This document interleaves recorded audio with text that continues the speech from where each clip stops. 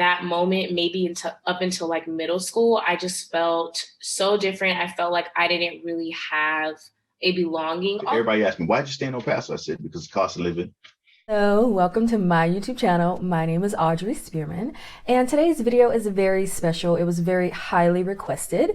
I've gotten emails, YouTube comments, DMs, phone calls about Black people and their experience in El Paso, Texas. Black people seem to be very curious about El Paso, whether it be that they, are interested in visiting or moving here or maybe relocating here for work or for the military. So I've gotten a lot of questions, and I don't speak for the entire Black population in El Paso.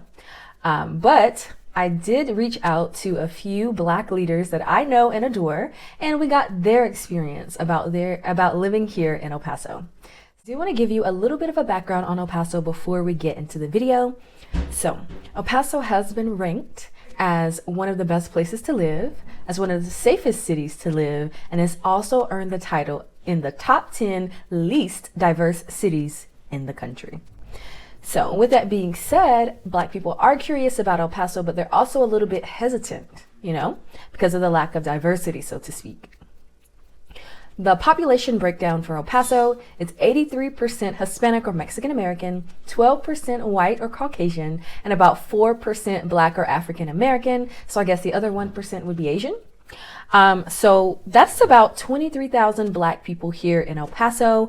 And it seems to be that a majority of those people are with the military, whether that be veteran or active duty. So the Black leaders that I've reached out to are military affiliated. One is a veteran and one is currently an active duty soldier. And we'll be talking about, their experiences at work, dating, nightlife, makeup, hair care, things like that. I know it's 2022 and it seems like, why are we still having these conversations? But I think it's a good thing to have these very candid conversations. And being that it is 2022, Black people don't really want to move into a space or move into a community and help build that community where they feel like they will be targeted, excluded, microaggressed against, or anything like that. And what I mean by a microaggression is a subtle insult, a subtle jab with a potential racial slur. So that could be something like, excluding a Black person because of their hair or their skin color, i.e. colorism. It could also be you're following a Black person around in the store because you think because of their skin color they may steal something. And it could also be, you walking past a Black person and you grabbing onto your purse or you holding onto your purse, moving it to the other side. Microaggressions are very difficult to talk about because they're often subconscious, so below our conscious mind. We don't always know that we're doing them, but they're also very hurtful and they can damage the self-esteem and the self-concept of the individual who is experiencing these microaggressions. So, yes, Black people are asking these questions and, they don't want to move to a place where they have to experience that in 2022. So I do think it's beautiful that people are asking the questions and Black people are more curious about El Paso, but they just want to make sure it's the right fit for them. All right. So with that, let's go ahead and get into the video. And if you're watching this and you've never had to ask, how will I be perceived based on my gender or based on my race? Then please know that you're coming from a place of privilege. However, the fact that you're watching this means so much. So thank you so much for having an open mind and supporting your fellow citizens. All right, so let's go ahead and get into the video. I have Miss Tamika Henry with us here. She is an El Paso native. She is in the military and she also works in the healthcare field here. And she is also the president of El Paso Young Black Leaders. Today, we're going to be talking to her about her experience being a Black woman here in El Paso. First of all, thank you very much for having me here. And as Audrey mentioned, I am a native to El Paso. Both my parents were in the military, so that's how I was born here, and they were a lot further in their career when they had me, so they decided to retire here. So I grew up here, went to elementary, middle school, high school, college, all of that here in El Paso, and I think that may give me maybe a different perspective than someone who's not from here, who moves here, especially like from the East Coast or from the South, Mm-hmm. on just, their integration in the city and just finding their people with where they belong. So I'm definitely glad to share my experience in the most candid way as possible. Well, El Paso is interesting because it's a minority majority city, right? Mm-hmm. And I still had the experience of being the only Black kid, in the class. Um, really, all the way up until high school, really. Wow. And I think for the longest time, I did not want to be Black. Mm-hmm. I was the only one that had my hair looking a certain way. So I felt like I didn't really fit in. I remember in kindergarten, I came home crying one time, telling my mom that these girls did not want to be my friend because they told me that my hair was different and I was wearing like braids and like pigtails. Mm-hmm. And it was from like that moment, maybe until up until like middle school, I just felt so different. I felt like I didn't really have a belonging. Although I had friends who were Hispanic and white, I still didn't really feel comfortable in my Blackness, especially as a kid, And I think now with just all the resources and different shows that they have on TV and stuff that kind of like embrace representation, sometimes it makes me like want to tear up because I'm like, oh my goodness, this would have been great for me as a little girl, just to embrace my Blackness, my hair, and my beauty in a community where I'm the only one that looks like that. Wow, that was very powerful. And I, Oh, I thank agree you. 1000. Wow, and I'm so sorry that happened to you, like when you were growing up, because you did not deserve that. And yeah, so I'm sorry that. Thank you. It's okay now, but yeah, I just like when I think about it now, like I just think about younger Tamika and the things that could have been helpful for her back then. Yes, wow. Well, hopefully that experience hasn't like translated over to like your adult life and your working environment. But are you still the only Black person in your environment today in El Paso? So interestingly enough, when I came off of active duty, I was looking for a civilian position. And I was a little bit nervous about that because although I am from here, I don't fluently speak Spanish. And I do work in a field where majority of our patients are Hispanic. So I ended up coming across the opportunity at UMC. And I was very shocked to see that the medical director was a Black woman. And that actually gave me hope in a sense that, okay, like I can be successful here outside of the military. And it's my medical director. We have a few other Black female doctors as well. So I'm not the only one. And you feel like you're well received as a Black woman in your field? Because it sounds like you have a very like important position as far as healthcare, and you're a very hard worker, and that definitely comes across. You're a leader. How are you received? Um, I want to say that my experience has been more positive as an adult as opposed to like being a kid growing up here. And I don't know if that's just because like I'm used to the culture, I'm used to being the only person that looks like me. But I will say that, of course, I've had to carry myself in a certain way subconsciously because I know what I look like and I know that there are certain stereotypes, of Black women. So I think I've had to what is it? Code switch is the term. Quite often here, right? What about like hair care, and makeup? Are there a lot of options for women who look like us here in El Paso as far as like getting our hair done, makeup? Well, as far as hair, I want to say it's very challenging, right? Even as somebody that has grown up here, um, I remember getting my hair done every 2 weeks. And unfortunately, my hairstylist moved. I had another hairstylist here. He was also from here. He was amazing. He also moved as well.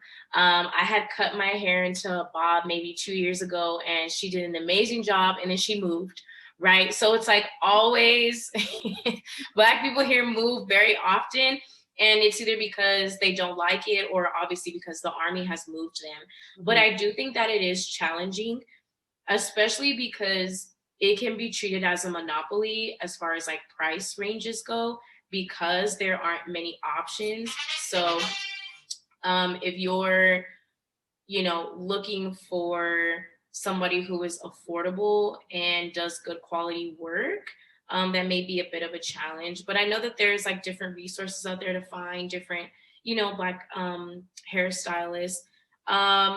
As far as makeup goes, I've done quite a few like photo shoots or modeling on the side, and I was always like conscious about wanting to have somebody Black do my makeup. But I have put my trust in a few makeup artists who aren't Black, and they've done just as good of a job. So I think it's really just like finding your research and mentioning that to when you're trying to find someone, like I want, my face or my skin to look a certain way. Have you done makeup on Black clients before? And I think it's just getting comfortable, with stating that, not being shy away. Because at the end of the day, like I am Black and I want to look a certain way, right? So it's like, and if they're a professional, like they shouldn't take that anyway, and they should be very understanding. Oh yeah, I totally understand. And I've seen some of your photo shoots and they have like always looked amazing. Thank you so much. Dating in El Paso as a Black woman, what has your experience been? Is El Paso good for Black women as far as dating? I'm gonna say no. I'm gonna say no. You know, I think it just depends, like, on what it is as far as like dating preferences. Like, I know that there's Black women who, choose to stay within their race, and I know that there's Black women who are open to it. And here, it might be a bit easier to be open to it just because there's only a select few, people who look like you to choose from. But I mean, honestly, like my dating experience here has not been good up until recently. Up until fairly recently. Yeah, honestly, all I can say is no, it's not that good. Going out and meeting people, I think, would be a better bet as opposed to like using dating apps. I'm not a fan of dating apps personally. I think they can be very misleading, and you can potentially end up wasting your time, right? Like you can think someone can be on the app, really looking for a genuine long-term relationship, and then someone else can be looking for, just a quick hookup and that's it. But I think, if you put in like your interests, like if you like music, if you like going to the gym, you might just be better off meeting somebody in person. But dating here is very challenging, I will say. And if you're looking, for somebody Black, chances are they probably are going to be in the military. All right. Yes. So most of the Black people that you've met here over time, they've been from the military? Yes. So majority of my friends that are here now are somewhat military affiliated. Like they're either a spouse or they're in themselves or they're Reserve or National Guard. And then my friends that I grew up here with, they've moved away. My Black friends, they don't live here anymore. So with that being said, like overall, in your opinion and from your experience, is El Paso good for Black people?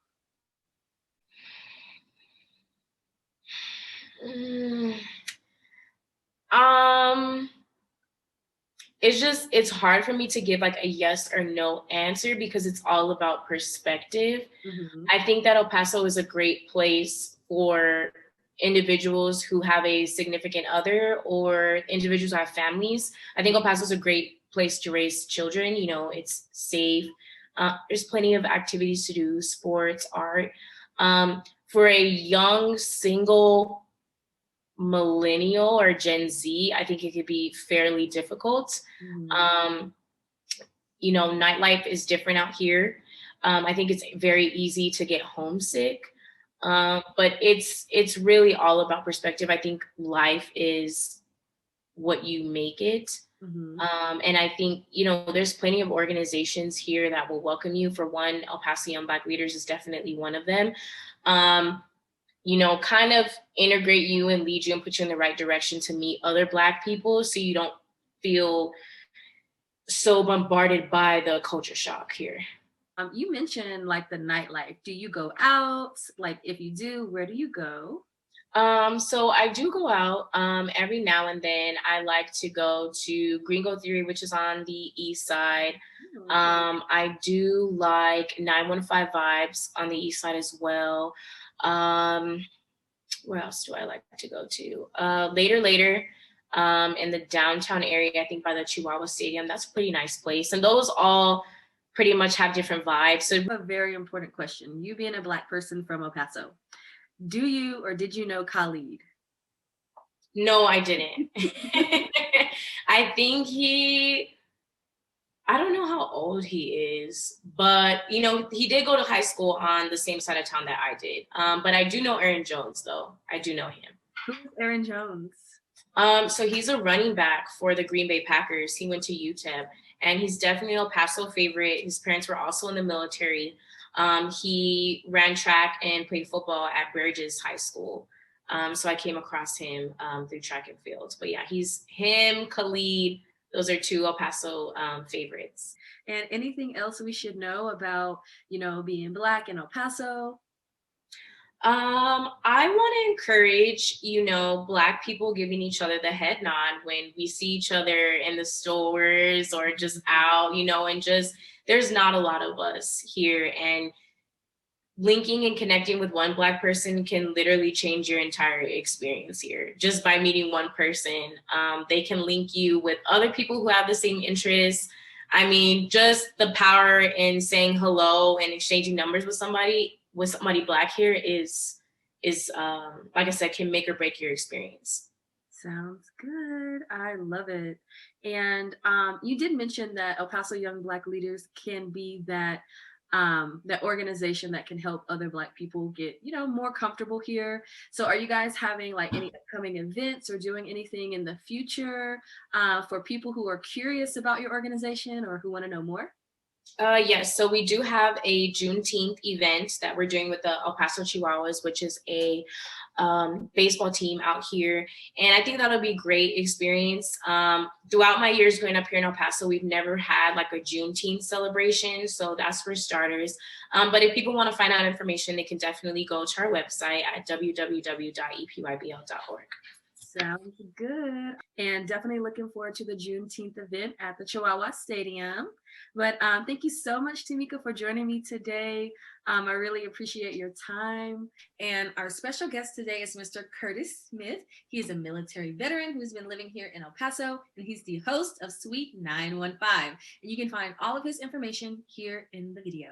So without further ado, let's get into the video. Hi, Curtis. Welcome. Hey, how are you? I'm good. How are you? I'm doing great. It's sunny out, so it's the springtime is coming. So it's about to be sundress in the city. Oh yeah. Okay. Right. So Curtis, thank you so much for joining today. I just want to go ahead and get right into it. Is El Paso good for Black people? I would say it depends on which side of town you want to live on. Okay. You have the far east side, which is growing. A lot of retired military live on that side of town. There's a lot of amenities. They have all the good stuff. Then you have the west side of town where they also have all the large amenities and all the good stuff and the nice houses and things of that nature. Then you have the northeast, which is, it's hit or miss. The northeast is growing, but not as fast as the far east side and the west side of El Paso. But I would say it depends on what you like. If you're looking for that home family type environment, yes. But if you're looking for the single life to get out there and mingle and do, I don't agree. I don't think so. It's more of a retirement place, and for singles that's looking to mingle. I don't think El Paso is good for Black people in that aspect. But if you're Black and you're looking for a nice place to settle down and to live comfortable with your finances, yes. If you're looking to come here and find somebody and be single and mingle, no, I don't. As a Black person, no. Thank you, Curtis, for your honesty, and that's good stuff. So yeah, thank you for that distinction, because I would agree that El Paso is a very family-oriented city. So if you already have a family, you're good to go here. The city's very affordable. There's lots to do with your family. But if you are single, it may not be the easiest city for a Black person to date in. So Curtis, I want to know a little bit about your experience here. How long have you been here? I've been here for 11 years now. I retired here in 2016.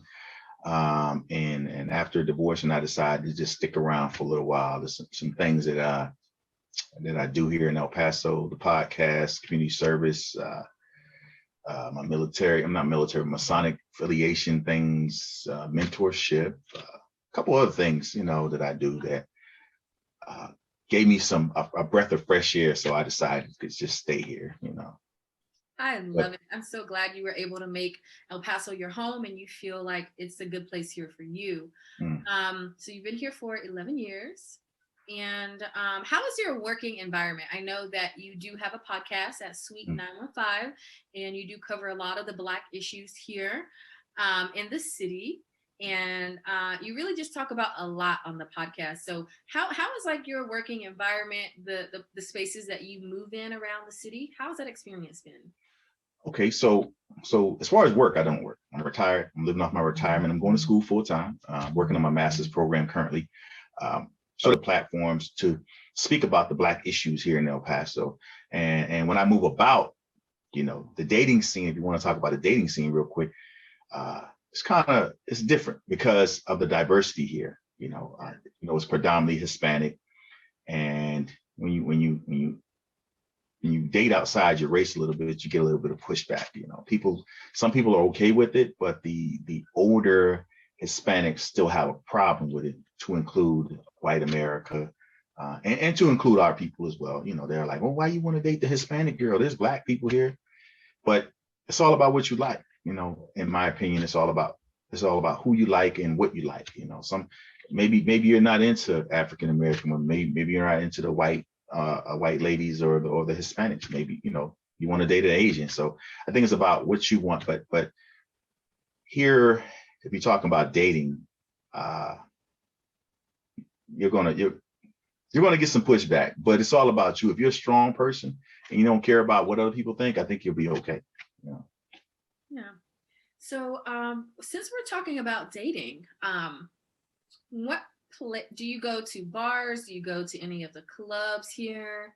And where do you go? Like for someone, in your age, with the things that you do? I do the bar scene. I do more of the bar scene, and I do the events. We have a couple events coming up. Like for instance, the end of April 30th, we have the first annual Jazz and Jokes jazz event, which will be held at the Elmira Shrine Temple.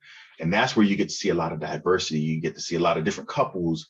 And if you're single and you're ready to mingle, that's probably where you're going to find somebody. And you're going to be like, wait, I've never seen this many Black people in El Paso. Well, that's probably where you're going to see them at.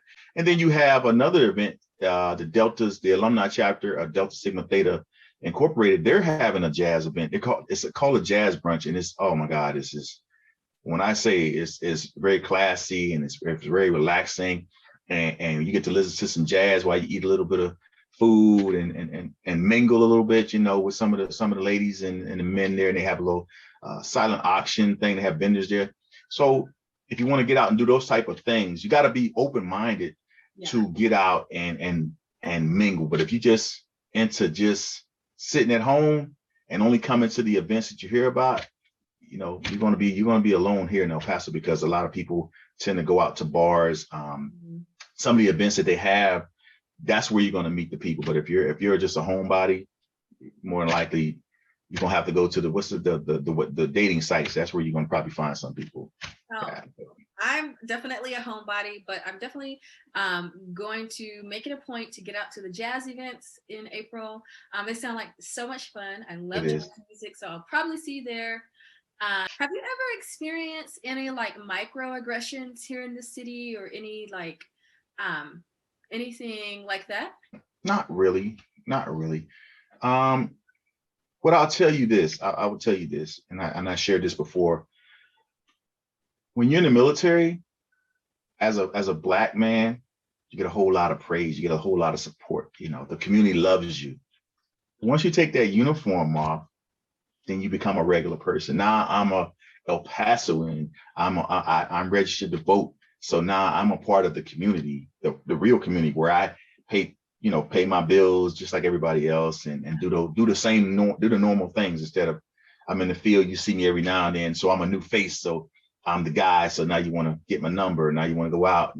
But now that I'm local, you don't get the same thing. So it's a difference. I don't see it too much, because I kind of, if I know that's where I'm going to receive that, I tend not to go to those type of things. You know what I mean? Right. So just to reiterate, you were saying that you've been in stores and people have stared at you in the stores, but no one has came up and said anything to you. No, nothing like that. I mean, they'll just look, because to believe it or not, some people that are Hispanic in El Paso still don't speak English. So right, they really don't know what to say to you. They look at my size and like, ooh, okay. Or they'll, some people are bumping to you, but they don't speak they don't speak English, so they're not going to say anything. So I don't take offense to it. I'm not an aggressive type of guy, whereas, hey man, you stepped or you pushed me. No, I don't do that. It's like, I'll give them a look and just keep moving. It's not that serious. As an older man, it's not that serious. Right. Okay. Well, thank you so much for sharing your experience, Curtis.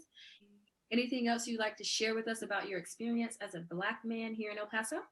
I would tell you I like living in El Paso because of the cost. Everybody asks me, why'd you stay in El Paso? I said, because the cost of living. Texas has great benefits for veterans. Yeah. So, and anytime I need anything from the Veterans Affairs, it's an email away or a phone call away, or I just go right to the VA.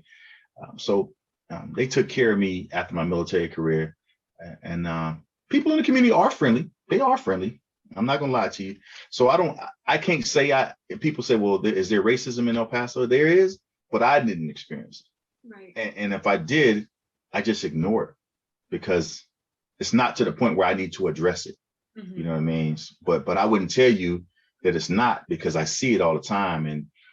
And in most cases, and I'm just going to say this, in most cases, sometimes we elevate a situation to the point where it becomes racist, instead of just walking away and say it's not that serious. Mm-hmm. Everything doesn't require a response.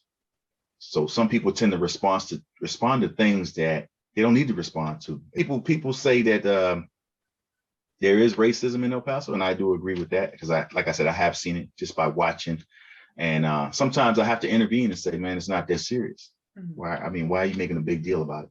But people come to El Paso from other places in the United States where they were treated differently, or they have experienced racism. So their tolerance level is not as high as say soldiers or other people that haven't experienced racism. So we're trying to keep the young people in El Paso like yourself. You want to leave me, but I'm gonna try to keep you here, keep you doing stuff to keep you here. But the young people, we're focused on the young people right now that's graduating from college or high school, and as soon as they graduate, they're leaving El Paso. So we're trying to find things to keep them in El Paso, to grow the economy with the young people that have the educational background, that has the experience and the know-how to grow it to whereas we can keep those people and maybe make this a tourist attraction one day. You know what I'm saying? So we're working on those type of things, and we have some surveys out. Don't ask me right now, because I don't have the paperwork in front of me. We have a few surveys out there from the El Paso Black Voice, and they have some surveys out. You can go online and fill out those surveys in reference to African Americans in El Paso to tell us about your experience. And so, yeah. So if you want to find me, you can find me, host Curtis Smith, on Facebook. You can look me up at the real sweet 915 at gmail.com. We're on Instagram, Facebook, YouTube, Spotify, all that good stuff. Or my co-host is me, Fedora. If you want to contact her to come on and talk, we just doing what we're doing. We in season 6, so it's a great thing, and we're still moving and shaking and doing new things in the community. I'm always for the community, the young people. Sounds good. And Curtis, you mentioned that some of the young Black El Pasoans are moving out of El Paso as soon as they graduate from high school or college. Well, with that being said, is there opportunity here for young Black people? Is there opportunity here for Black people in general? Why would a Black person want to stay in El Paso? Well, why would they want to stay? Because of the cost of living. Now, why would they want to leave? Because you're not paying them their worth. When young people graduate in high school, not high school, but college, let's use college for instance, they know what they're supposed to get paid, but El Paso does not want to pay them what they're worth. So when they leave, some are leaving for different, some are military kids that want to see other parts of the world. Some people are saying, I can't get a job because I'm not bilingual. Well, we're in the United States. Why should I have to be bilingual to get a job in the United States where I was born? It's not my fault that we're a border town. You should, if I qualify for the job, you should hire young people. I think that they're leaving because, and another thing they said, there's nothing to do here. We don't have a lot of things for the young people to do. Let's say 18 to 25. Let's use that age group. There's really nothing for them to do. And everybody doesn't drink. Everybody doesn't want to party. So why don't we have a big skating ring? Why don't we have a fun park for them? Something that young people would like to do. Wow, that is a lot of insight into El Paso and the Black experience. Yeah. Amazing. So, okay. Yeah. Well, that's the real. You guys have heard it here. That's the real scoop on being Black in El Paso. Yeah. That's it. That's what it is right there. I want to thank you so much for joining us today, Curtis. Anything else? No, we don't have anything coming up that I need to mention, except for the jazz events that I know about. That's about it. Because people always say, what is there to do in El Paso? And I just wanted, off the top of my head, those are 2 events that I know that are coming up. So glad that you guys, reached out and let me know what you want to see on this channel. Feel free to, send me more requests. What do you want to see? I want to know, because I'll definitely be open to making more videos with whatever you guys want to see. Also, go ahead and like and subscribe to the video, and share this video with someone who you think may be moving to El Paso, or who wants to know a little bit more about El Paso in general. So thank you so much for watching. So